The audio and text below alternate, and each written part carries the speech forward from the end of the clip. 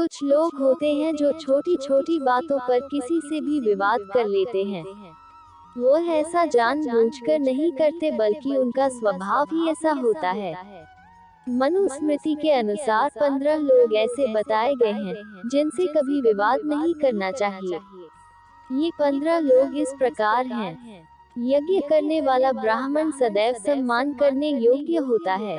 यदि उससे किसी प्रकार की कोई चूक हो जाए तो भी उसके साथ कभी वाद विवाद नहीं करना चाहिए।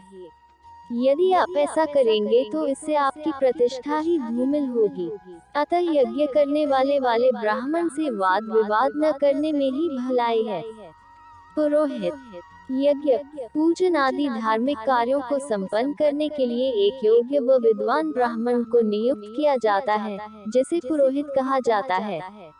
भूलकर भी कभी पुरोहित से विवाद नहीं करना चाहिए। पुरोहित के माध्यम से ही पूजन आदि शुभ कार्य संपन्न होते हैं, जिसका पुण्य यजमान यज्ञ करवाने वाला को प्राप्त होता है। पुरोहित से वाद विवाद करने पर वह आपका काम बिगाड़ सकता है, जिसका दुष्परिणाम यजमान को भुगतना पड़ सकता है। इसलिए पुरोहित से कभी वाद विवाद नहीं करना चाहिए। आचार्य, प्राचीन काल में उपनयन संस्कार के बाद बच्चों को शिक्षा के लिए गुरुकुल भेजा जाता था, जहां आचार्य उन्हें पढ़ाते थे। वर्तमान में उन आचार्यों का स्थान स्कूल टीचर्स ने ले लिया है। मनुस्मृति के अनुसार आचार्य यानी स्कूल टीचर्स से भी कभी वाद विवाद नहीं करना चाहिए। वो यदि दंड भी दे तो उसे स्वीकार कर लेना चाहिए। आचार्य टीचर्स हमेशा अपने छात्रों का भला ही सोचते हैं। इनसे वाद विवाद करने पर विद्यार्थी का भविष्य भी खतरे में पड़ सकता है।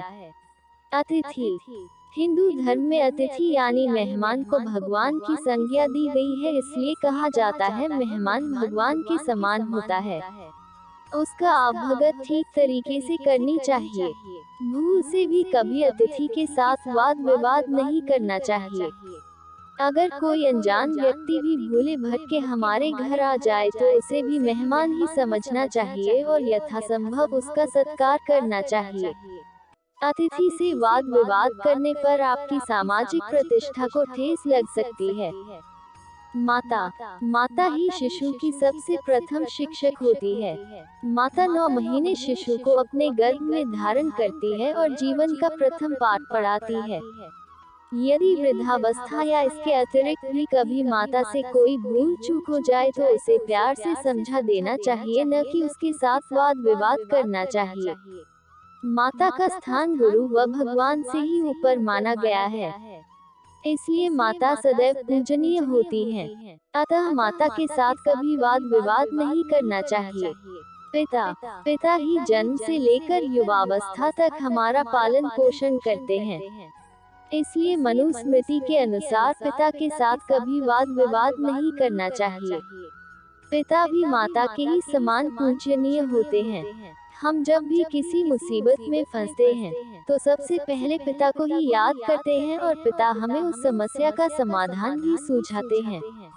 वृद्धावस्था में भी पिता अपने अनुभव के आधार पर हमारा मार्गदर्शन करते हैं, इसलिए पिता के साथ वाद विवाद नहीं करना चाहिए। भाई, हिंदू धर्म के अनुसार बड़ा भाई पिता के समान तथा छोटा भाई पुत्र के समान होता है। बड़ा भाई सदैव मार्गदर्शक बनकर हमें सही रास्ते पर चलने की प्रेरित करता है और यदि भाई छोटा है तो उसकी गलतियां माफ कर देने में ही बड़प्पन है। विपत्ति आने पर भाई ही भाई की मदद करता है। बड़ा भाई अगर परिवार रूपी वट वृक्ष का तना है तो छोटा भाई उस वृक्ष की शाखाएं। इसलिए भाई छोटा हो या बड़ा उससे किसी भी प्रकार का वाद विवाद नहीं करना चाहिए। मामा आदि संबंधी जैसे काका काकी, ताऊ ताई जी, बुआ फूफा जी, ये सभी वो लोग होते हैं जो बचपन से ही हम पर स्नेह रखते हैं। बचपन में कभी न कभी ये भी हमारी जरूरतें पूरी करते हैं, इसलिए ये सभी सम्मान करने योग्य हैं। इनसे वाद विवाद करने पर समाज में हमें सभ्य नहीं समझा जाएगा और हमारी प्रतिष्ठा को भी ठेस लग सकती है। इसलिए भूलकर भी कभी मामा आदि सगे संबंधियों से वाद विवाद नहीं करना चाहिए। यदि ऐसी स्थिति बने तो भी समझा बूझाकर इस मामले को सुलझा लेना चाहिए। बहन। भारतीय सभ्यता में बड़ी बहन को माता तथा छोटी बहन को पुत्री माना गया है। बड़ी बहन अपने छोटे भाई बहनों को माता के समान ही स्नेह करती है, संकट के समय सही रास्ता बताती है। छोटे भाई बहनों पर जब भी विपत्ति आती है, बड़ी बहन हर कदम पर उनका साथ देती है। छोटी बहन पुत्री के समान होती है। परिवार में जब भी कोई शुभ प्रसंग आता है, छोटी बहन ही उसे खास बनाती है। छोटी बहन जब घर में होती है तो घर का वातावरण सुखमय हो जाता है। इसलिए मनुस्मृति में कहा गया है कि बहन के साथ कभी वाद विवाद नहीं करना चाहिए। पुत्र। हिंदू धर्म ग्रंथों में पुत्र को पिता का स्वरूप माना गया है, यानी पुत्र ही पिता के रूप में पुनः जन्म लेता है। शास्त्रों के अनुसार पुत्र ही पिता को पुण्य नामक नरक से मुक्ति दिलाता है, इसलिए उसे पुत्र कहते हैं। पुण्य नाम नरक त्रायताति इति पुत्र। पुत्र द्वारा पिंडदान, तर्पण आदि करने पर ही पिता की आत्मा को मोक्ष प्राप्त होता है। पुत्र यदि धर्म के मार्ग पर चलने वाला हो तो वृद्धावस्था में माता पिता का सहारा बनता है और पूरे परिवार का मार्गदर्शन करता है। इसलिए मनुस्मृति के अनुसार पुत्र से कभी वाद विवाद नहीं करना चाहिए। पुत्री। भारतीय संस्कृति में पुत्री को लक्ष्मी का रूप माना जाता है। कहते हैं कि भगवान जिस पर प्रसन्न होता है, उसे ही पुत्री प्रदान करता है। संभव है कि पुत्र वृद्धावस्था में माता पिता का पालन पोषण न करे, लेकिन पुत्री सदैव अपने माता पिता का साथ निभाती है। परिवार में होने वाले हर मांगलिक कार्यक्रम की रौनक पुत्रियों से ही होती है। विवाह के बाद भी पुत्री अपने माता पिता के करीब ही होती है, इसलिए पुत्री से कभी वाद विवाद नहीं करना चाहिए। पत्नी। हिंदू धर्म में पत्नी को अर्धांगिनी कहा जाता है, जिसका अर्थ है पति के शरीर का आधार।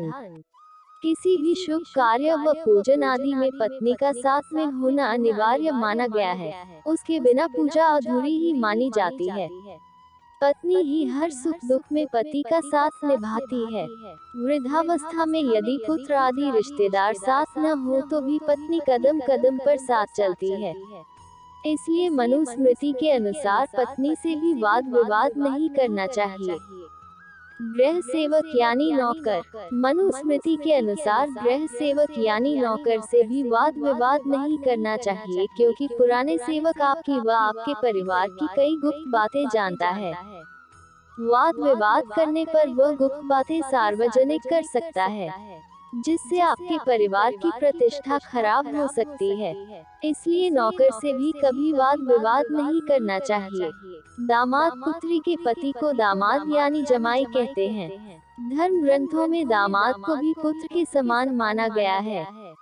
पुत्र के न होने पर दामाद ही उससे संबंधित सभी जिम्मेदारी निभाता है तथा ससुर के उत्तर कार्य पिंडदान, तर्पण, श्राद्ध आदि करने का अधिकारी भी होता है। दामाद से इसलिए भी विवाद नहीं करना चाहिए क्योंकि इसका असर आपकी पुत्री के दाम्पत्य जीवन पर भी पड़ सकता है।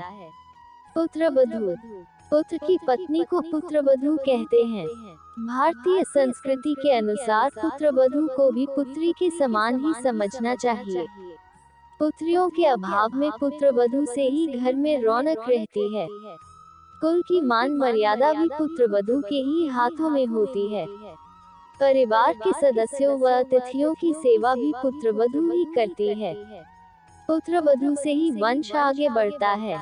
इसलिए यदि पुत्रवधू से कभी कोई चूक भी हो जाए तो भी उसके साथ वाद विवाद नहीं करना चाहिए।